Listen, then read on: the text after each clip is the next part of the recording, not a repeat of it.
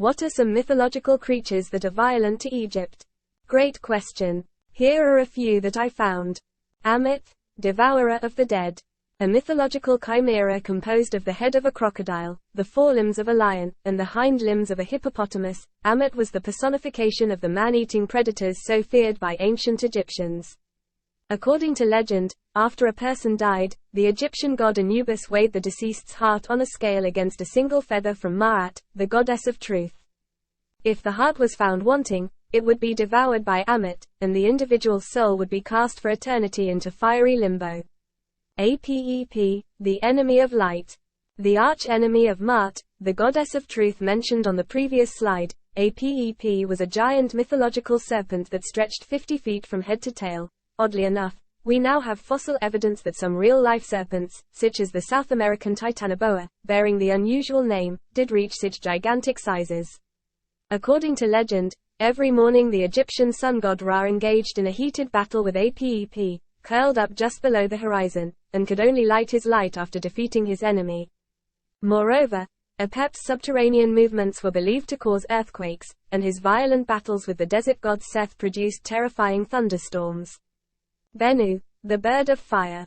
The ancient source of the phoenix myth, at least according to some authorities, Bennu the bird god was a familiar of Ra, as well as the animating spirit that powered creation. In one tale, Bennu glides over the primordial waters of Nun, the father of the Egyptian gods. El Nadahar, the siren of the Nile. A bit like a cross between the Little Mermaid, the siren of Greek myth, and that creepy girl from the Ring movies. El Nadahar has a relatively recent origin compared with the 5,000-year span of Egyptian mythology. Just within the past century, apparently, stories began to circulate in rural Egypt about a beautiful voice that calls, by name, to men walking the banks of the Nile. Desperate to get a look at this enchanting creature, the bewitched victim veers closer and closer to the water, until he falls, or is dragged, in and drowns. El Nadahar is often adduced as being a classic genie, which, unlike the other entities on this list, would place her in the Muslim rather than the classical Egyptian pantheon. The Griffin, beast of war. The ultimate origins of the Griffin are shrouded in mystery, but we do know that this fearsome beast is mentioned in both ancient Iranian and ancient Egyptian texts. Yet another chimera, like Ammit, the Griffin features the head, wings, and talons of an eagle grafted onto a lion's body. Since both eagles and lions are hunters, it's clear that the Griffin served as a symbol of war, and it also did double, and triple, duty as the king of all mythological monsters and the staunch guardian of priceless treasures. On the premise that evolution applies every bit as much to mythical creatures as it does to those made of flesh and blood, the Griffin must be one of the best adapted monsters in the Egyptian pantheon, still going strong in the public imagination after 5,000 years. The Serpapard, harbinger of chaos.